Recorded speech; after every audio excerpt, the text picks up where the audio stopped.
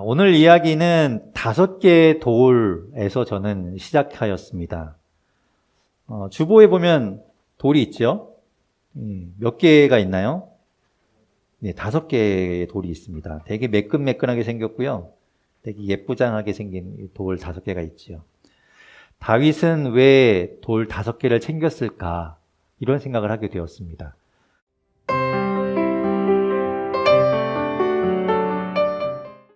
사실 우리가 잘 아는 이야기죠. 다윗이 골리앗과 싸우기 위해서 이제 물매를 돌려서 이제 다윗이 골리앗을 쓰러뜨렸다는 이야기인데, 만약 그렇다고 한다면 돌 5개는 사실상 의미가 없는 일입니다. 왜 그런가 하면 만약에 하나를 던졌는데 그게 빗맞거나 맞았는데도 아무 효과가 없다면 그 다음 돌은 있으나 마나죠. 왜냐하면 골리앗이 가만히 있지 않을 테니까요. 공격하겠지요. 그는 장수입니다. 큰 칼을 가졌습니다. 아마도 다윗은 그 자리에서 죽게 될 겁니다. 그런데 왜 다윗은 돌을 5개를 들었는가? 그리고 무모한 그 싸움을 하였는가? 그것에서부터 오늘 저는 궁금증을 가지고 이야기를 보게 되었습니다. 예루살렘에서 남서쪽으로 약 8km 정도 떨어진 곳에 베들레헴이라는 도시가 있습니다. 그곳에 살고 있는 이세라는 사람이 있는데 그 사람에게는 8명의 아들이 있습니다. 당시에는 이스라엘과 그 국경을 같이 하고 있는 블레셋과 수시로 싸우던 때입니다. 항상 전쟁이 있었죠. 어떤 해인지는 알 수 없지만 그 해에도 역시 블레셋과 전쟁이 벌어졌고, 그래서 군인들이 필요했습니다. 각 가문에서 아들 가운데 싸움에 나갈 만한 사람들을 착출해 가게 되었죠. 지금처럼 이렇게 상비군이 있지 않은 시절이니까 전쟁이 있을 때마다 남자들을 데리고 나갔습니다. 베들레헴에 살고 있던 이세의 집안도 예외는 아니었죠. 8명의 아들이 있으니까 그 가운데 전쟁에 나갈 만한 사람들이 착출되었습니다. 그런데 전쟁에 나간 그 아들들 몇 명이 나갔는가 하면 위에서부터 나이 순서대로 3명의 아들이 전쟁에 나가게 된 겁니다. 민수기 1장 3절에 보면 이런 말씀이 있어요. 제가 읽어보겠습니다. 이스라엘 중 20세 이상으로 싸움에 나갈 만한 모든 자를 너와 아론은 그 진영별로 계수하되. 그러니까 무슨 얘기인가 하면 이 전쟁에 나가는 사람의 나이는 20세 이상의 남자라는 겁니다. 그러니까 10대는 못 나가요. 20대의 나이가 되어야만 전쟁에 나갈 수 있었던 겁니다. 그러니까 8명의 아들 가운데 3명이 20세 이상이 되었고 전쟁에 나갔다는 이야기가 되겠지요. 그러면 나머지 5명은 자연적으로 이제 10대라는 것이 우리에게 전해지는 겁니다. 그 8명의 아들 가운데 막내 아들이 누군가 하면 우리가 잘 아는 이제 다윗이 되는 것이죠. 그러면 이 다윗은 이때 당시에 몇 살이었을까를 이제 추정해 볼 수 있습니다. 그러니까 5명의 아들이 남았는데 그 5명의 아들이 연년생이라고 쳐도 다윗은 15세가 되겠죠. 15살이 될 겁니다.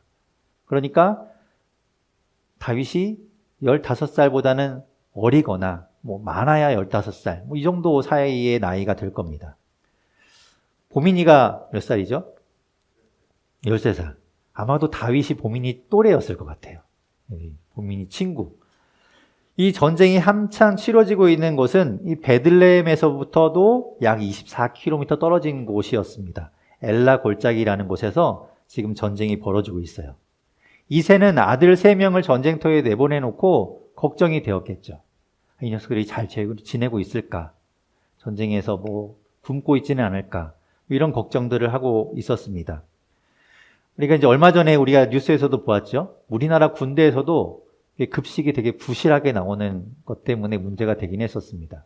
그러니 당시에는 얼마나 먹는 것이 시원찮았겠습니까? 그래서 이 이새는 걱정이 된 거예요. 이 녀석들이 잘 먹고 있을까? 이게 부실하게 먹어서 힘이 없어서 어떻게 싸움을 하려나 이런 생각을 하게 된 거죠.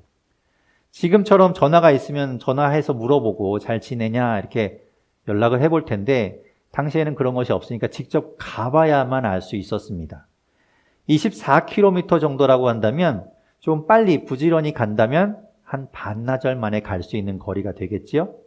이새는 그 세 아들에게 좀 먹을 것을 좀 챙겨주고 잘 지내고 있는지가 궁금하고 그래 안부를 듣기 위해서 막내 아들을 보냅니다. 이제 다윗을 보내는 거예요. 그래서 다윗이 이제 아버지 심부름으로 형들을 보기 위해 전쟁터에 가게 된 겁니다. 어쩌면 다윗은 신이 났을지도 몰라요. 왜냐하면 다윗이 집에서 하는 일이라고는 지금처럼 뭐 학교를 다니고 공부하고 이런 게 아니라 양을 치는 일을 했습니다. 그 일은 굉장히 지루한 일이고요. 또 굉장히 위험한 일입니다. 여러분 한번 상상해 보십시오. 하루 종일 왼종일 양을 쳐다보고 있는 거예요. 얘가 어디 가나 안 가나 보고 있고 잘 뭐 풀을 뜯고 있나 물을 마시고 있나 그걸 하루 종일 양만 쳐다보고 있는 거예요. 얼마나 지루하겠습니까? 오죽 심심했으면 늑대가 나타났다 뭐 이런 이야기를 해서 사람들을 골려먹었던 그런 목동도 있죠. 다윗은 그 시간이 너무 지루했습니다. 심심했습니다. 그래서 그 시간에 악기를 연주하고 노래를 지어 부르곤 했습니다. 그 아무도 없는 곳에 탁 트인 곳에서 노래를 하고 악기를 연주하고 매일 그렇게 보냈으니까 얼마나 실력이 늘어났겠어요. 목청도 되게 좋았겠죠. 제가 지금 마이크를 하고 있지만 아마 마이크 없이도 저 멀리까지 막 소리를 낼 수 있었을 거예요. 그래도 심심하면 다윗은 물매를 가지고 던지는 연습을 했습니다. 이 양을 노리는 야생 짐승들이 있었기 때문에 그 짐승들로부터 양을 보호하려면 뭔가 무기가 필요했어요. 가장 좋은 방법은 가까이 오기 전에 쫓아내는 거죠. 멀리 다가오려고 할 때 겁을 줘서 쫓아내는 게 가장 좋은 방법 아닙니까? 그래서 이제 돌 같은 게 있으면 그걸 집어서 던지면 되는데 멀리 안 가죠. 사람 던지면. 아무리 뭐 어깨가 좋아도 그렇게 멀리 안 갑니다. 그리고 힘이 없어요. 그리고 또 양들은 그 제멋대로 막 흩어지기를 좋아합니다. 뭐 풀 또 물을 찾아서 마음대로 막 다녀요. 그러니까 양이 눈 밖으로 벗어나지 않도록 하려면 이렇게 돌 같은 걸 던져서 이렇게 주의를 줘야 되겠지요. 그런 면에서 볼 때 이 물매가 너무 유용한 도구였습니다. 가지고 다니려면 그 물매만 가지고 다니면 돼요. 돌멩이는 뭐 널린 게 돌멩이니까 아무거나 집어서 이렇게 던지면 되기 때문에 물매를 항상 가지고 다녔고 그걸로 이제 맞추는 연습을 하곤 했습니다. 물매라는 게 이런 겁니다. 이렇게 이제 지금은 제가 임시로 만들어 봤는데 이렇게 가죽으로 가운데 이렇게 돼 있고요. 양쪽 끝에 이제 끈이 있습니다. 그래서 그거 한쪽 끝을 손에다 이제 고정하는 거죠. 이렇게 고정해 놓고 여기에다가 돌멩이를 올려놓고 올려놓은 다음에 한쪽 줄을 잡고 돌멩이가 있다고 치고 자 이런 형태가 되겠죠. 그래서 이걸 막 돌리다가 잡고 있던 줄을 탁 놓으면 돌이 휙 날아가는 겁니다. 그렇게 해서 이제 맞추는 연습을 하면서 시간을 보냈던 거예요. 정확도를 맞추기 위해서. 그래서 항상 이 다윗의 허리춤에는 이 물매가 있었던 겁니다. 자, 다윗이 아버지의 심부름으로 전쟁터에 왔습니다. 엘라 골짜기에 도착해서 보니까 분위기가 심상치 않은 거예요. 전쟁이 막 서로 이렇게 기세등등하게 싸워야 될 것 같은데 다윗이 보니까 이 이스라엘의 사기가 땅에 떨어져 있고 싸울 엄두도 못 내고 있는 겁니다. 사람들이 벌벌 떨고 있어요. 그 이유는 바로 상대편에 있는 블레셋의 골리앗이라는 장수 때문이었습니다. 다윗이 이렇게 보니 웬 거인 하나가 우뚝 서서 소리를 치고 있는 거예요. 사무엘상 17장 8절에서부터 10절에 보면 골리앗이 이스라엘을 향해서 이런 말을 했다고 기록되어 있습니다. 제가 쉬운 성경으로 읽어보겠습니다. 골리앗이 서서 이스라엘 군인들에게 소리를 질렀습니다. 너희는 어찌하여 싸울 대형을 갖추고 있느냐? 나는 블레셋 사람이고 너희는 사울의 종들이다. 한 사람을 뽑아 나에게 보내어 싸우게 하여라. 만약 누구든지 나를 죽일 수 있다면 우리가 너희들의 종이 되겠다. 그러나 내가 그 사람을 죽이면 너희가 우리의 종이 되어야 한다. 골리앗은 또 이렇게 말하였습니다. 오늘 내가 너희 이스라엘 군대를 이렇게 조롱하는데 나와 싸울 놈이 없단 말이냐? 네. 아주 자신만만하죠? 얼마든지 덤벼봐라. 내가 너희와 싸워서 이길 수 있다. 그러면서 이 골리앗이 비웃는 소리가 마치 들리는 것 같습니다. 옛날 전쟁은 무턱대고 싸우는 전쟁이 아닙니다. 아까 말씀드린 것처럼 이 백성들을 착출했죠. 그러니까 이 사람들이 가서 전쟁이 끝나면 또 일해야 될 사람들이에요.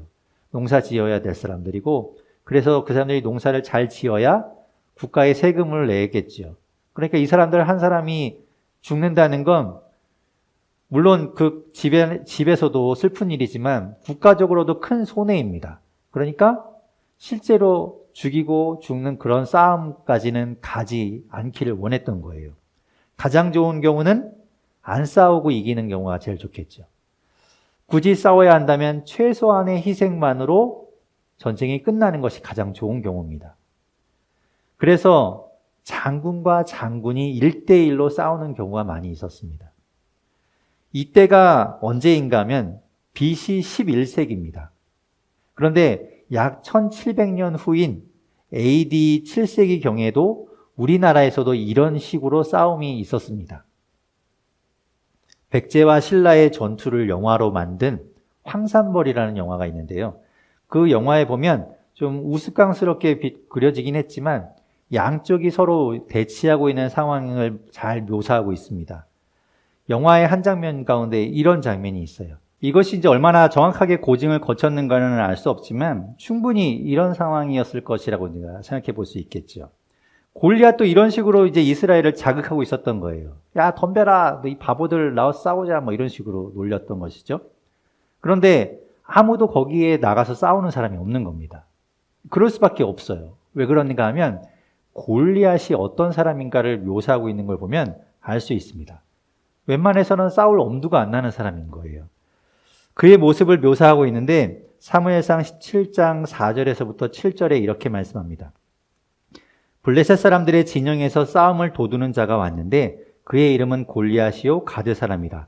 그의 키는 6규빗 한 뼘이요 머리에는 노투구를 썼고 몸에는 비늘 갑옷을 입었으니 그 갑옷의 무게가 놋 5,000세겔이며 그의 다리에는 놋 각반을 찼고 어깨 사이에는 놋 단창을 메었으니 그 창 자루는 배틀채 같고 창날은 철 600세겔이며 방패든 자가 앞서 행하더라. 뭐 다른 거 다 빼고요. 일단 이 골리앗이 키가 어느 정도냐면 지금으로 얘기하면 거의 3m에 육박하는 키인 겁니다. 그러니까 우리가 한 번도 본 적 없는 거인인 거예요. 그러니 누가 그 사람과 싸우겠습니까? 쉽게 못 나가는 거죠. 그 3m면 여기 들어오지도 못하겠네요. 뻔히 나가봤자 상대가 안 될 게 뭐 눈에 보이죠. 두려움에 그들은 벌벌 떨고 있었습니다. 뭐 진 거나 다름없어요. 그런데 이 상황이요, 하루만 있었던 것이 아니라 무려 40일 동안 이 상황이 지속되고 있었습니다. 안 봐도 뻔하죠? 진 겁니다, 이거는. 그런 가운데 다윗이 거기에 가서 보았더니 여전히 골리앗이 소리를 고래고래 지르고 있는 겁니다. 그때 다윗이 내가 나가겠다, 내가 싸움에 나가겠다라고 사울 왕에게 이야기를 합니다. 사울 왕은 당연히 말렸겠죠. 코웃음 쳤을 겁니다. 아니, 네가 나가서 싸우겠다고? 그런 이야기가 바로 이 사울과 다윗의 대화, 오늘 본문 32절에서부터 37절까지 말씀입니다. 우리 32절에서 37절까지 말씀을 같이 읽어보겠습니다. 그들이 무슨 이야기를 나눴는지 한번 보십시오. 32절에서 37절 같이 읽겠습니다. 시작. 다윗이 사울에게 말하되 그로 말미암아 사람이 낙담하지 말 것이라. 주의 종이 가서 저 블레셋 사람과 싸우리이다 하니 사울이 다윗에게 이르되 내가 가서 저 블레셋 사람과 싸울 수 없으리니 너는 소년이여 그는 어려서부터 용사임이니라. 다윗이 사울에게 말하되 주의 종이 아버지의 양을 지킬 때에 사자나 곰이 와서 양떼에서 새끼를 물어가면 내가 따라가서 그것을 치고 그 입에서 새끼를 건져내었고 그것이 일어나 나를 해하고자 하면 내가 그 수염을 잡고 그것을 쳐 죽였나이다. 주의 종이 사자와 곰도 쳤은즉 살아계시는 하나님의 군대를 모욕한 이 할례받지 않은 블레셋 사람이리까. 그가 그 짐승의 하나같이 되리이다. 또 다윗이 이르되 여호와께서 나를 사자의 발톱과 곰의 발톱에서 건져내셨은즉 나를 이 블레셋 사람의 손에서도 건져내리이다. 사울이 다윗에게 이르되 가라, 여호와께서 너와 함께 계시기를 원하노라. 네. 다윗이 제가 나갈게요 라고 했을 때 사울이 뭐라고 했습니까? 너는 못한다. 너는 어리고 소년인데 네가 그걸 어떻게 하겠니? 점잖게 이야기한 것 같지만 다윗에게 사울은 웃기고 있네. 네가 뭘 한다고 라고 이야기했을 거예요. 다윗은 이제 자기가 있었던 일들을 이야기하면서 얼마든지 할 수 있다라고 이야기를 하지요. 마지막에 사울은 다윗에게 이야기합니다. 여호와께서 너와 함께 계시기를 원하노라. 이거는 축복해주고 이런 느낌이 아니라요. 아이고 그래 잘해봐라 뭐 이런 느낌인 거예요. 사울 왕이 아무리 말려도 다윗은 싸움에 나가겠다는 겁니다. 고집을 꺾지 않는 거예요. 정말 다윗은 골리앗이 두렵지 않았을까요? 이스라엘에 이렇게 한창 피 끓는 젊은이들, 20세 이상의 장정들도 무기를 가지고 있었음에도 골리앗과 대적하기를 두려워했습니다. 그런데 다윗이 얼핏 보기에도 자기보다 2배는 커 보이는 그 거인과 싸우겠다는 이 다윗이 과연 어떤 마음이었을까? 이 다윗은 두려움을 느끼지 못하는 사람인가? 겁이 없는 사람인가? 감정이 없는 사람인가? 아니면 정말 이 골리앗을 물리칠 만한 어떤 필살기를 갖고 있었던 것인가? 여러 가지를 생각해 볼 수 있겠죠. 다윗은 냉혈한이 아니에요. 다윗은 피도 눈물도 없는 그런 사람이 아닙니다. 감정이 있었던 사람이고요. 그 감정이 충만했던 사람이에요. 사무엘하 23장에 보면 이런 기록이 있습니다. 사무엘하 23장에는 다윗과 함께 했던 용사들의 명단이 나와요. 그런데 그 중에서 3명의 용사, 가장 충성스럽고 가장 용맹했던 3명의 용사 이야기가 나옵니다. 하루는 다윗이 고향인 그 베들레헴에 성문 곁에 있는 우물에 있는 물이 마시고 싶다고 혼잣말을 해요. 마시고 싶으면 가서 먹으면 되잖아요. 근데 갈 수가 없는 상황인 거죠. 왜 그런가 하면 아까 말했던 그 블레셋이란 나라가 베들레헴을 점령하고 있었어요. 그러니까 갈 수가 없죠. 그래서 아마 이 다윗은 고향을 그리워하는 마음으로 했던 것 같아요. 그런데 그 이야기를 들은 이 3명의 용사는 목숨을 걸고 베들레헴에 갑니다. 그리고 이 적진을 뚫고 들어가서 그 우물물을 길어와요. 그리고 다윗에게 갖다 바칩니다. 다윗이 감정이 없는 사람이었다면, 사이코패스 같은 사람이었다면 기분 좋게 웬일이야 이런 걸 떠보다니 그러면서 기분 좋게 마셨겠죠. 그런데 다윗은 기뻐하지 않아요. 오히려 미안해하고 자기가 잘못했다고 이야기합니다. 그 정도로 이 사람은 냉혈한이 아니라는 거예요. 그렇다면 다윗은 감정은 있지만 두려움이 없는 사람일까? 그렇지도 않아요. 시편 34편은 다윗이 이제 자기를 죽이려고 하는 사울 왕을 피해서 도망 다닙니다. 그러다가 정 다닐 데가 없으니까 블레셋 적국에 가요. 거기에 있는 가드라는 그 왕국에 아기스라는 왕 앞에 갔는데 아기스 왕이 다윗을 알아보는 거예요. 그러다가 잘못하면 이제 사울 왕에게 돌려보내져서 이제 죽임을 당하게 되겠죠. 다윗은 미친 척합니다. 그래서 그 상황을 모면해요. 그리고 빠져나와서 이제 또 도망을 하게 되겠죠. 그 상황을 이제 노래하고 있는 것이 시편 34편입니다. 그 시편 34편 4절에 보면 다윗이 이렇게 말합니다. 내가 여호와께 간구하며 내게 응답하시고 내 모든 두려움에서 나를 건지셨도다.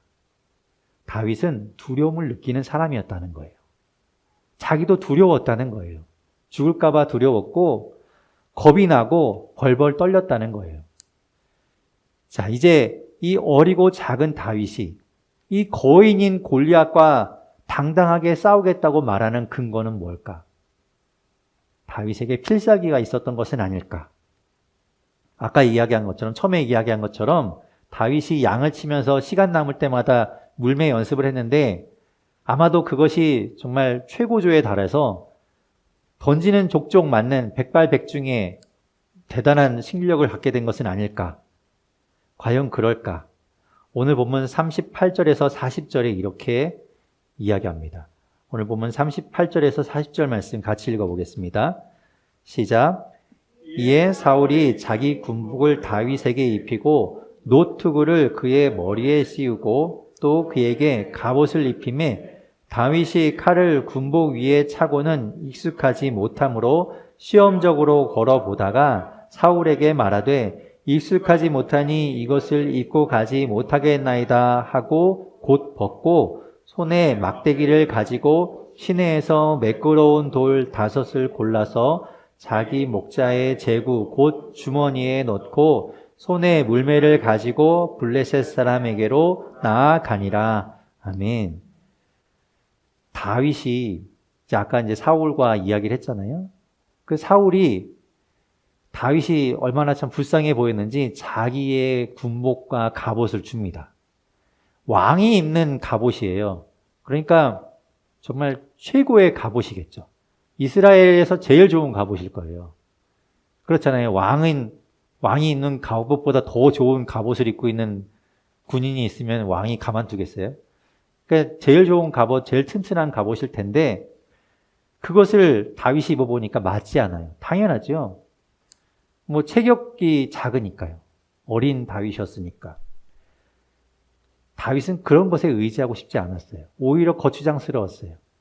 그래서 시냇가에 가서 손에 익숙한 그 물매를 사용하기 위한 돌 5개를 고릅니다. 그리고 주머니에 넣어요. 5개의 매끈한 돌. 이 돌, 저는 이 5개의 돌이 다윗의 심정을 나타낸다고 봅니다. 만약에 다윗이 정말 내가 골리앗을 무찌를 수 있어, 나 한 방에 골리앗을 넘어뜨릴 수 있어 라는 생각이었으면 하나만 가져갔을 거예요. 5개 너 주머니에 넣고 가면 오히려 쩔렁쩔렁 불편하기만 하고 무겁기만 했겠죠. 가장 정말 던지기 좋을 것 같은 돌 하나만 있으면 되니까요. 다윗은 두려웠던 거예요. 걱정이 됐던 거예요. 내가 한 번에 쓰러뜨리지 못하면 어떡하나 그런 마음이 있었다는 겁니다. 왜 그렇다면 다윗은 그럼에도 불구하고 골리앗에게로 나아가게 된 걸까요? 왜 이런 무모한 짓을 하게 된 걸까요? 사실은 자기도 두렵고 떨리고 자신이 없었지만 왜 골리앗과 싸우려고 했던 걸까요? 그것은 젊은 패기도 아니었고요. 용기도 아니었어요. 다윗은 하나님의 싸움에 자신이 쓰임받고 있다고 믿고 있는 겁니다. 본문에 넣기에 너무 길어서 뺐던 부분 가운데 다윗이 이렇게 말하는 부분이 있어요. 사무엘상 17장 45절에서 47절 말씀을 자막을 통해서 같이 읽어보겠습니다. 다윗이 이렇게 말해요. 같이 읽어보겠습니다. 시작. 다윗이 블레셋 사람에게 이르되 너는 칼과 창과 단창으로 내게 나아오거니와 나는 만군의 여호와의 이름 곧 내가 모욕하는 이스라엘 군대의 하나님의 이름으로 내게 나아가노라. 오늘 여호와께서 너를 내 손에 넘기시리니 내가 너를 쳐서 내 목을 베고 블레셋 군대의 시체를 오늘 공중의 새와 땅의 들짐승에게 주어 이스라엘에 하나님이 계신 줄 알게 하겠고 또 여호와의 구원하심이 칼과 창에 있지 아니함을 이 무리에게 알게 하리라. 전쟁은 여호와께 속한 것인즉 그가 너희를 우리 손에 넘기시리라. 아멘. 다윗이 뭐라고 얘기하는가 하면 다윗은 자기 실력을 의지하는 게 아니에요. 이 5개의 돌이 쓰러뜨릴 거야 라고 이야기하는 것이 아니라 다윗은 여호와의 이름을 의지한다고 이야기해요. 여호와의 이름을 의지한다. 어차피 이 싸움은, 이 전쟁은 여호와의 것이라는 거예요. 하나님의 싸움이라는 겁니다. 이스라엘 군대는 거기에 그냥 쓰임 받을 뿐이에요. 다윗도 마찬가지죠. 이스라엘 군대, 이 자신은 골리앗과 상대가 되지 않아요. 그렇지만 하나님은 골리앗을 물리칠 수 있는 분이죠. 한 명뿐만 아니라 이 골리앗과 같은 이 거인이 100만 명, 1000만 명 있어도 하나님은 능히 이기실 수 있는 분이라는 겁니다. 다윗은 그것을 믿고 있는 거예요. 다윗은 하나님을 보았어요. 하나님께서 하실 일이니 하나님께서 하실 것이다. 그 믿음을 가지고 나아간 겁니다. 우리가 살아가는 때요, 사는 게 만만치 않죠. 뭐 어떻게 만만하겠습니까? 꼭 골리앗과 같은 정말 큰 상대를 만나서만이 아니에요. 우리가 살아가는 이 삶에는 모든 문제가 있고 어려움이 있게 마련입니다. 그 일 모두가 하나님의 싸움이 맞다라고 말하라는 것이 아니에요. 그 일 가운데는 나로 인해서 생기는 일들도 있습니다. 내가 잘못해서 생기는 일들이 있잖아요. 그 일은 내가 책임져야죠. 피하지 않고 당당하게 내가 잘못한 일이니 내가 책임지는 것이 맞습니다. 하지만 하나님의 선하심, 하나님의 마음이 쓰이는 일이라면 분명히 하나님이 책임지십니다. 하나님이 역사하실 거예요. 우리는 우리의 경험과 실력을 믿을 것이 아니라 그 하나님을 신뢰하기만 하면 되는 겁니다. 하나님의 일은 반드시 하나님이 하십니다. 골리앗이 아니라 더한 거인이 오고 더한 괴물이 와도 하나님은 하나님의 일을 이루실 겁니다. 그리고 하나님이 하시는 일, 하나님의 일 가운데 중요한 일이 하나 있어요. 그것은 바로 하나님의 백성을 지키고 보호하시는 일입니다. 여러분, 사는 게 왜 두렵지 않겠습니까? 한 번도 안 살아본 일을 사는 거잖아요. 왜 겁이 안 나겠습니까? 왜 걱정이 되지 않겠습니까? 하지만 하나님이 여러분을 지키시는 거예요. 그것이 하나님의 일입니다. 하나님은 그 일을 하고 계시는 거죠. 여러분 스스로에게 선포하십시오. 스스로에게 말해 주십시오. 하나님은 하나님의 일을 하신다. 하나님은 나를 지키신다. 나는 그 하나님을 믿는다. 그때 이미 승리는 결정되어 있는 겁니다.